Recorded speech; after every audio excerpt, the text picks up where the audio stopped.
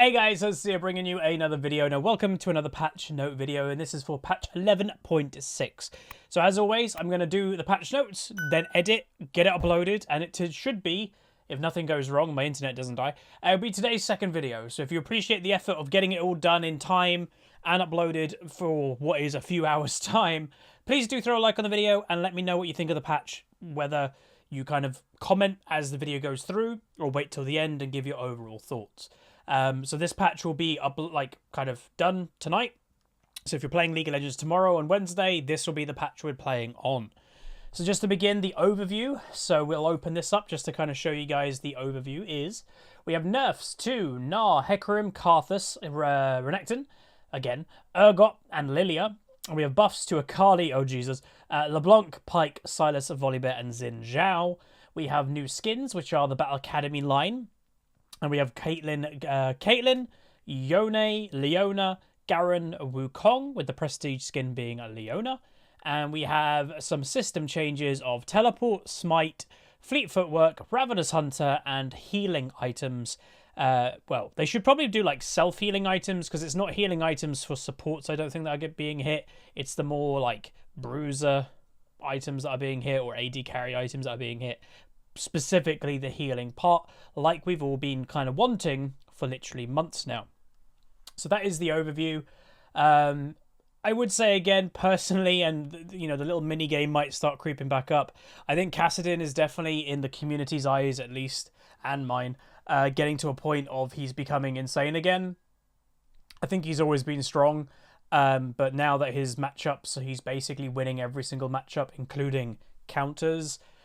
I would expect hopefully Kassadin nerf soon, but people have always said there must be a riot main of Kassadin out there of why that champion doesn't get touched, or he's weak for one patch, the very next patch he's buffed, even though the whole season 10 he was a very strong champion. So who knows?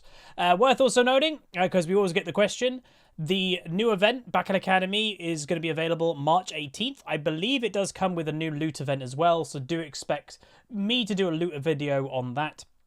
And I personally do hope that with this, they might release other past Battle Academy stuff, because as you may know, if you don't, then, you know, I've got a new main account that I'm playing on, and I'd kind of want to get the Battle Academy Graves summoner icon for some reason.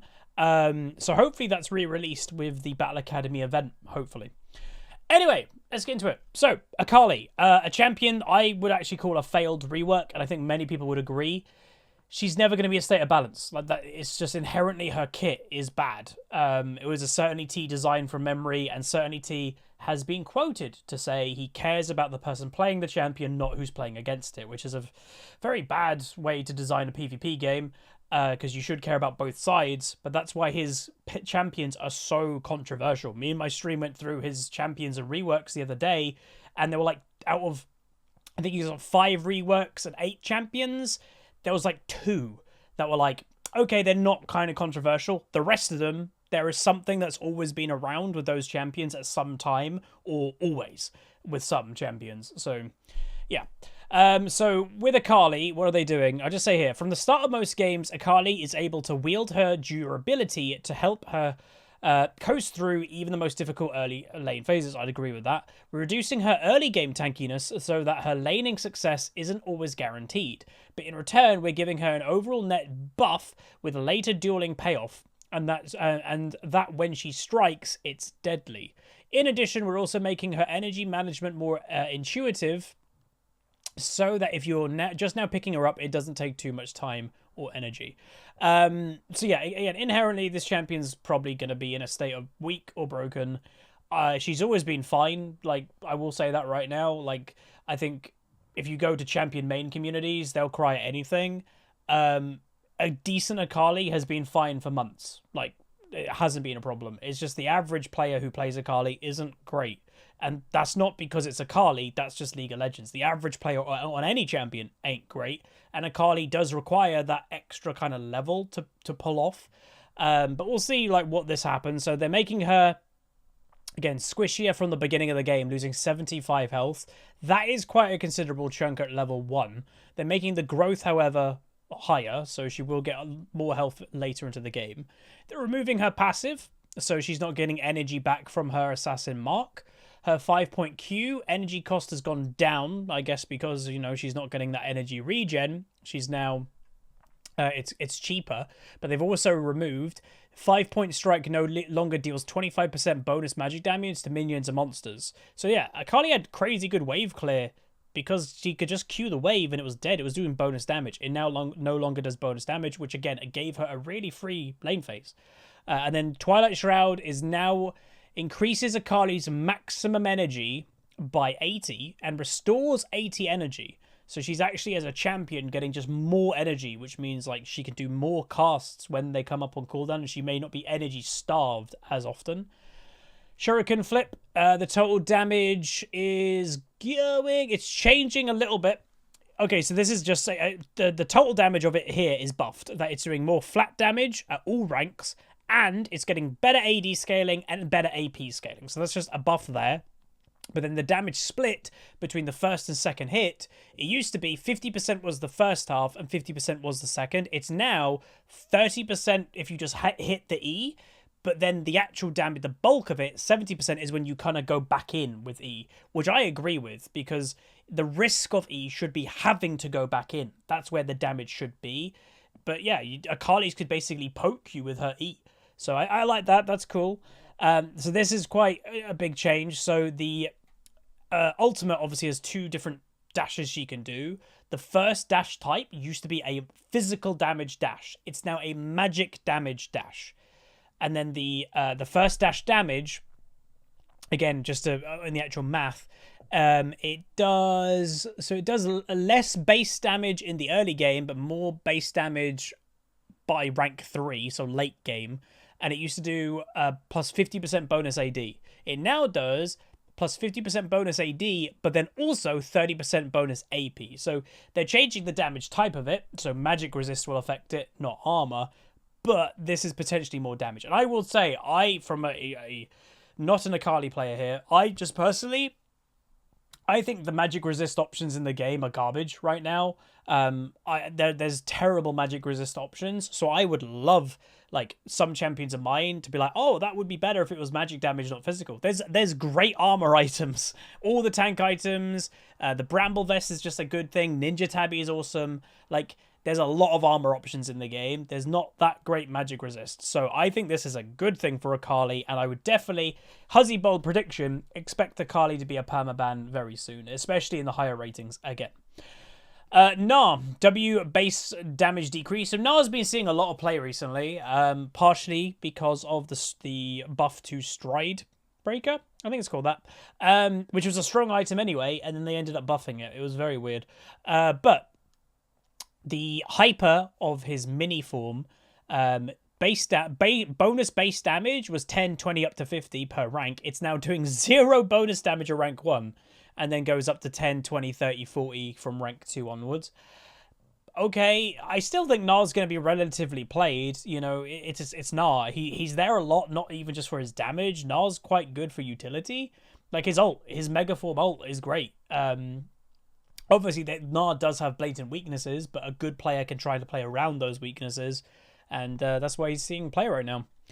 Hecarim, one of the strongest champs probably in the game. I played with Hecarim twice. It was the same player. I played with the same player twice today. He played Hecarim in both games, and oh boy, that champion is strong. So they're nerfing, I presume, the Q base, the base damage of Q, staying the same at rank 1, and then from rank 2 onwards, it's getting hit a tiny amount. Like, it's a nerf, but it's not really going to affect him that much. But they'll say here, by lowering his base damage, he'll have to sacrifice some heft to deal more harm. I mean, there is a growing build with Hecarim, by the way, and that's maybe what they're trying to touch upon. A full tank Hecarim build is growing. Maybe that's where this is more for than the more bruiser Hecarim build. But still, I think he'll be fine. Karthus, so Q base damage decrease later. So again, a bit weird to nerf a champion that is supposed to be a late game hyper carry, but his base damage of his Q started at 45, went up to 125. It's now 45, so the same in early game, but 115. And if you're wondering what the bracketed number is, that's the isolation damage. So Karthus does have, if a target is isolated, it does double damage. So yeah, 230 at max That's obviously just base damage. There's no ability power at all. He'll still do decent damage. It's Karthus. But it's just a bit of a nerf, I guess. Leblanc, haven't really seen this champion at all recently. She does seem to be a champ that's kind of fallen off the radar in League of Legends a little bit. But let's see. Though the W cost has been decreased later. That's it. I personally don't think that's probably enough to make her meta. If anything, this is just, hey, LeBlanc players have a bit of a buff.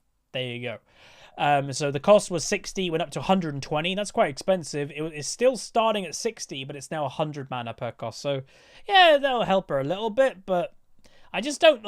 I think part of the problem is the identity of League has changed in some areas. Of LeBlanc is a burst mage, but nowadays with how dumb all the items are and everything is now burst, LeBlanc has no identity because every mage is a burst mage. Like, a Victor can burst you, an Anivia can burst you, Vel'Koz can burst you, a Xerath can. Like, LeBlanc's lost her job. So why would you play LeBlanc when her sole gameplay is just bursting? She can't poke, she can't do anything else. She has to go all in to burst. She's like an assassin. Why would you play her over something that can do as much damage in burst, but from a much safer range all the way back there? Like, there's just no reason to play LeBlanc. There would be if they toned down the burst on average, and then, hey, LeBlanc's a burst mage. She gets her identity back, but everything's a burst mage. Lilia, so a very strong champion that I've played this champ a bit to see if I could pick up. I played her, I like her, but she's tricky. She's different playstyle than other stuff, so it does take a bit longer to pick her up. And I think it's very easy to make mistakes on this champion that are very costly. So what they're doing is just simply nerfing the ultimate cooldown. Her damage is still pretty good, and that's staying the same. So the cooldown used to be a 130-second cooldown from rank 1 up to a 90 down to a 90 second at rank 3.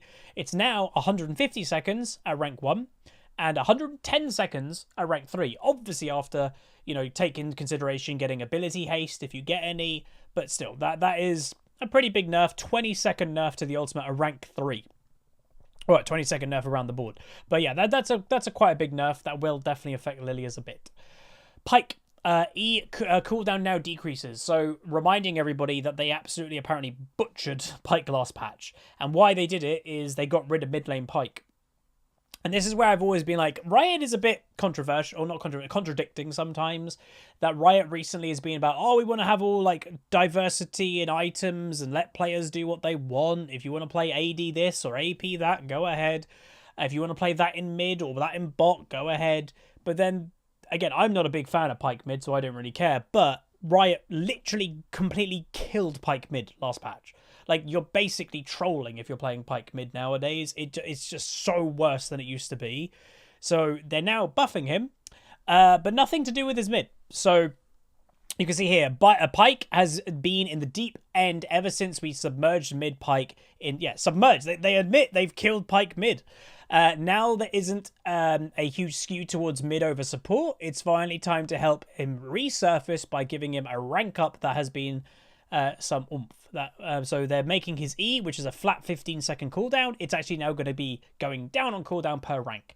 So it's still 15 at rank 1. It's going down to 11. That is quite a big deal. So that could be the difference between getting 2, maybe 3 E's off for a Pyke in a team fight. That can change the course of a team fight, so that's a pretty big buff, but ain't going to help his mid lane at all. So yeah, I feel like, imagine, this is the point that I've always said, imagine if you're a main or a one trick on you're a Pyke mid player, and you've literally just been ruined last patch by Pyke mid. What do? Like, they're probably going to still try to play Pyke mid, but it's going to feel really icky. So like, what, are you now just a support main? But that's what I say, it's always a risk, you know, putting yourself into one thing, because Riot could also always just go, yoink, we're changing it. But yeah. Renekton. A champion that's been around like the whole season, and I'm still holding to the point, I don't get why. Like, I know people, like, we are all cool to have a conversation, and we all have our own opinions, which is great, and I love that. That's one thing I love about the League community. Everybody has their own opinions, and everyone's really, like, vocal about them usually.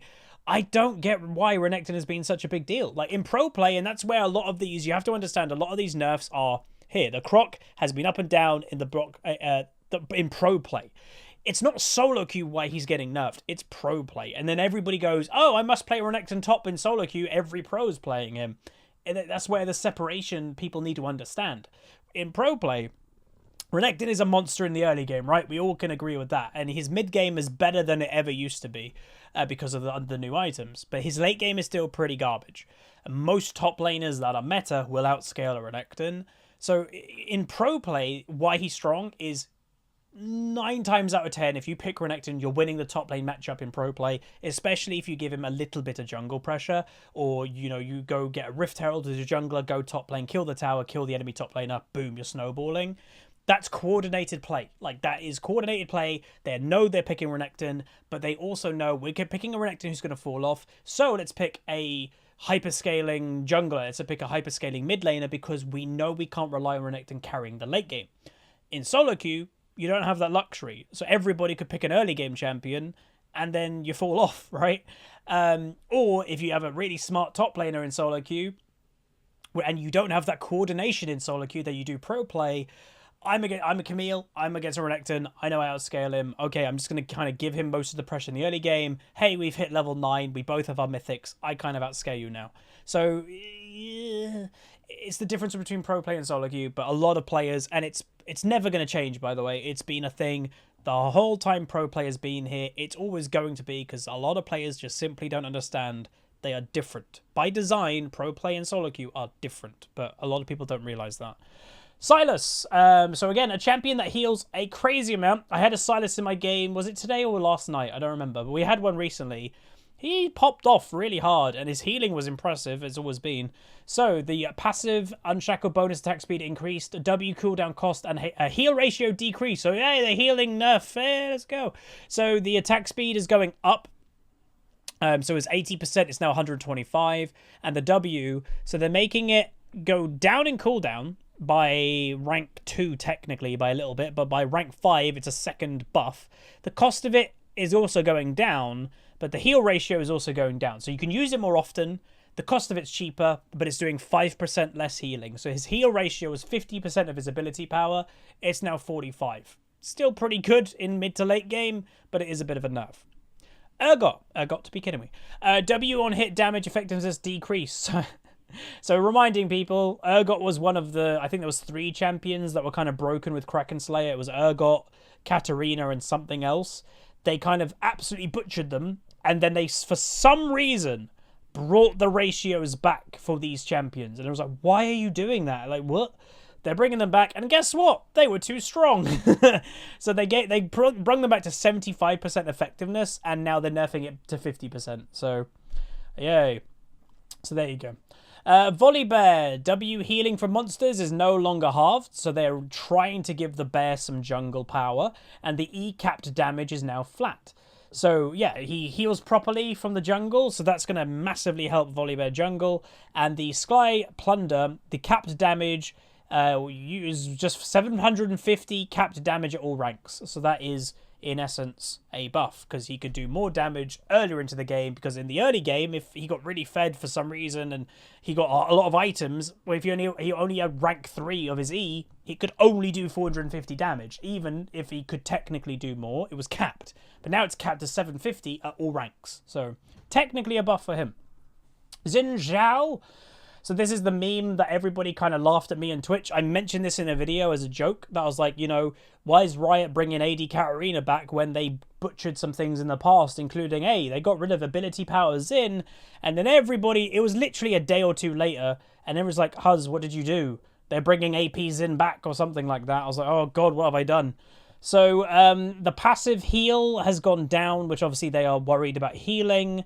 The base damage of his Q is going up. No, down in the early game. Yeah, it's down in the early game. And then the W is changing a lot. So the cooldown is going down mid-game to late game. The mana of it's going up, so it's costing more. Reduced damage against minions. It does reduced damage in the early game, but doesn't do any reduced damage the later the game goes, which...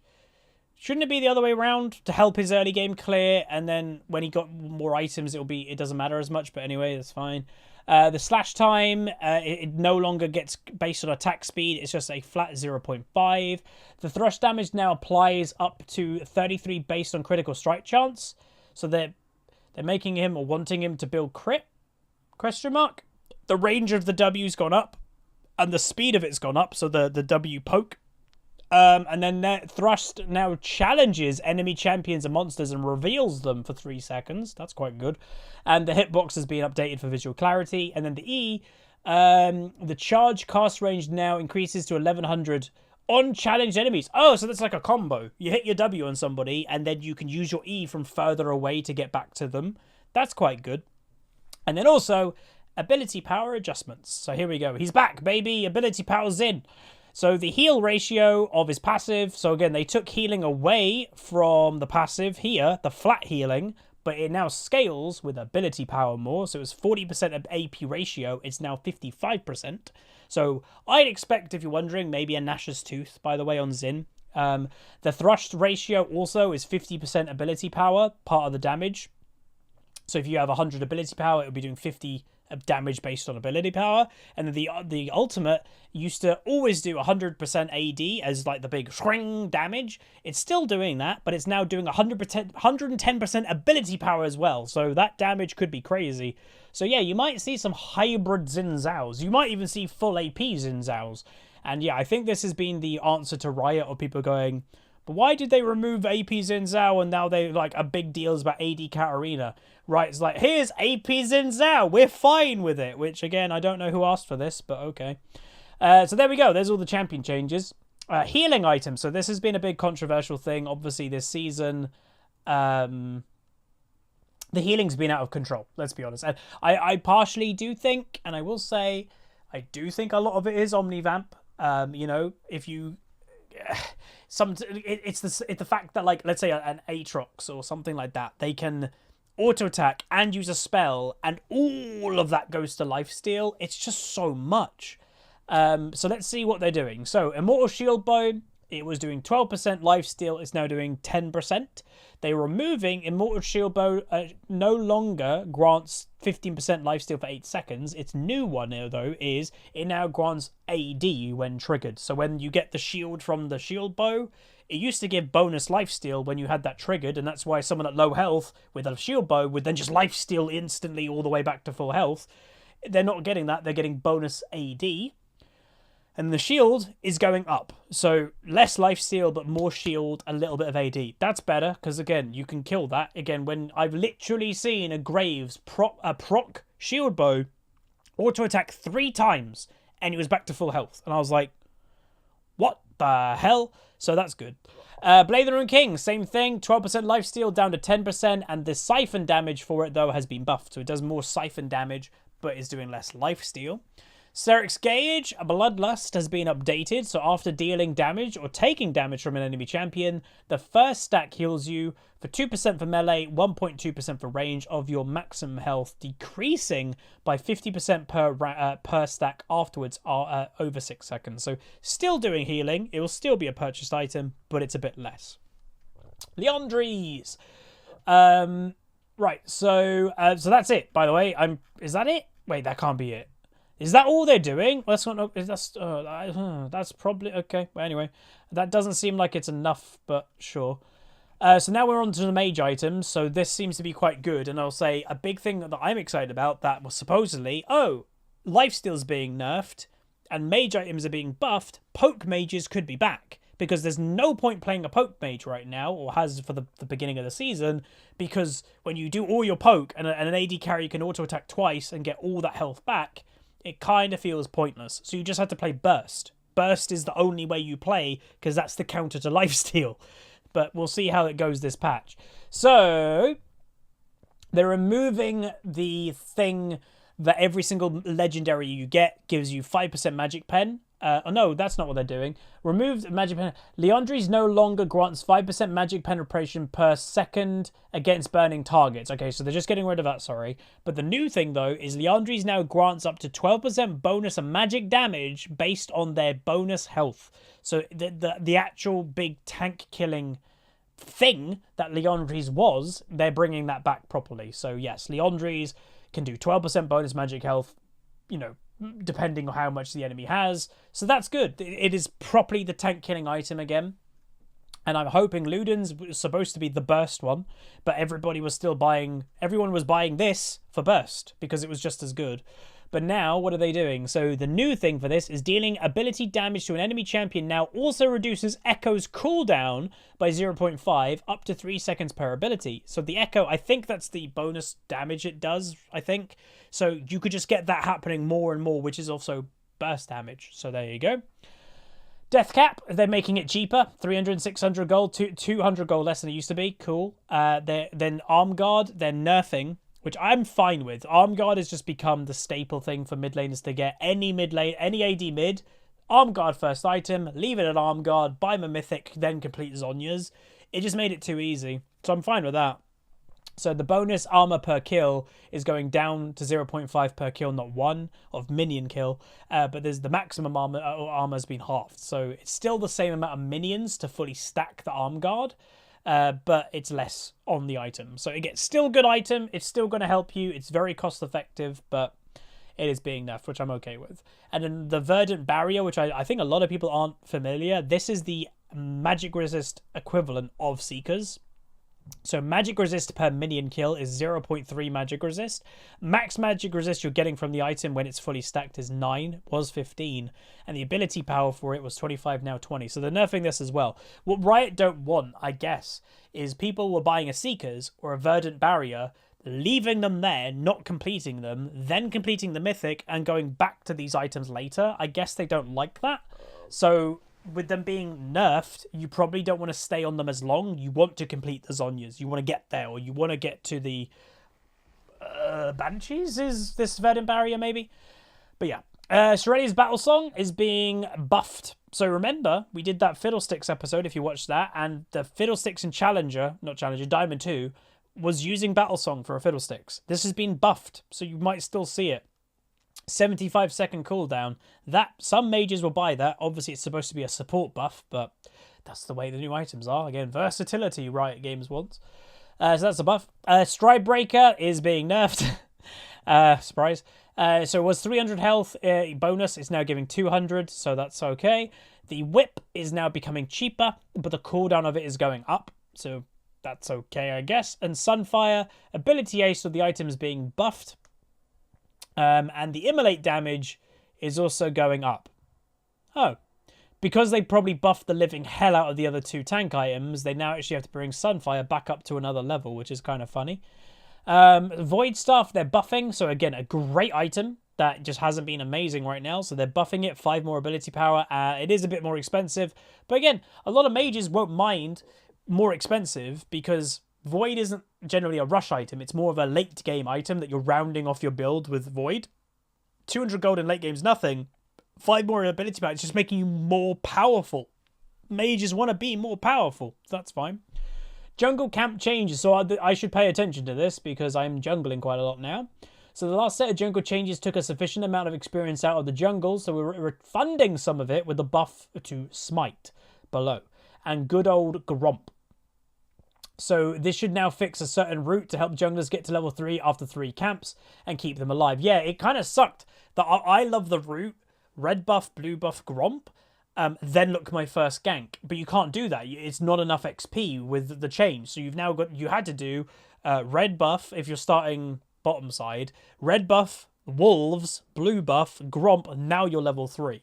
So with this change, they're saying if you do the 2 buffs Gromp, you're now level 3. That's cool. So the heal of Gromp is going up, and the XP of Gromp is giving 10 more XP at rank 1, or level 1, and is scaling upward. So yeah, don't ignore Gromp, it's giving more XP. Smite, the base heal of Smite is also going up, so you're healing a little bit more. Teleport, ooh, what are they doing? Teleport now removes home start and respawn home guard. Oh, thank God, why didn't they do this ages ago? Right, remember when you're in top lane and you kill your opponent and then you're slightly overextended, but the enemy top laner with dying at level 1 or level 2 teleports top lane, you've used your flash, and then they get the speed up bonus and just kills you because they teleported back to top lane. That's gone, I think, relatively. So, it So the bonus you do get movement speed from teleporting. So depending on your level 1, 6, or 11, you used to get 30%, 40%, 50% movement speed. You're now getting 50% at all ranks. The cooldown of it, they're also buffing teleport in late game. So it's a still 420 second cooldown at level 1 when you're level 1.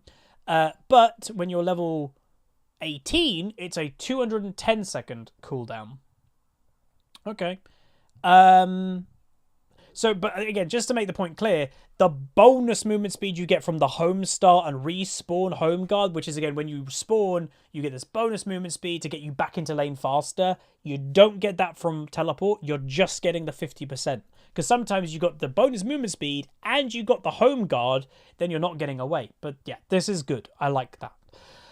Fleet footwork, the heal ratio has gone down. So it was 30% ability power ratio. It's now 20%. And this is a big one.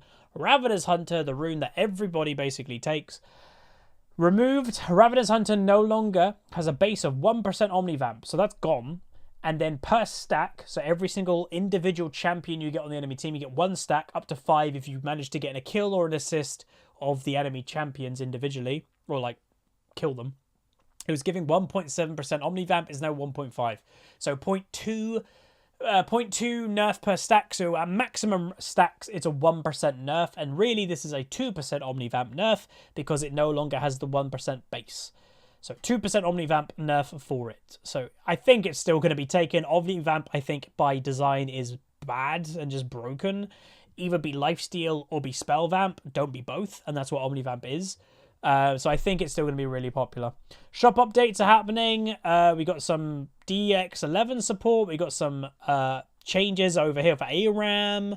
Bug fixes. Remember, do look if there's a champion that you play. Look at the bug fix. So if you're an Ornn player, if you're a Nivea R player, definitely look into that. And then the upcoming skins, as we mentioned. But there we go. That's quite a big patch. Quite a lot of stuff in here. Hopefully you guys enjoyed. If you did, throw a like on it. Please do. Let me know what you think down below. Do you think there's anything missing? Do you agree with it? Disagree with it? Let me know. Do you think, and the big question, if you don't know what to say, do you think this is going to be the fix to the self-healing problem? Again, we never complained about, oh, a Soraka's healing's out of control, or a Janna's or a Nami's, and it's never been that. You know, yes, Moonstone, Moonstaff, whatever, is quite strong right now, but regardless, it's not complaining about that. It's the self-healing. It's the bruisers or junglers or whatever, AD carries them in some cases, that can just heal for so much. They can out-heal grievous wounds. Do you think this is the fix? But let me know in the comments down below. Like, comment, subscribe. See you guys next time. Peace.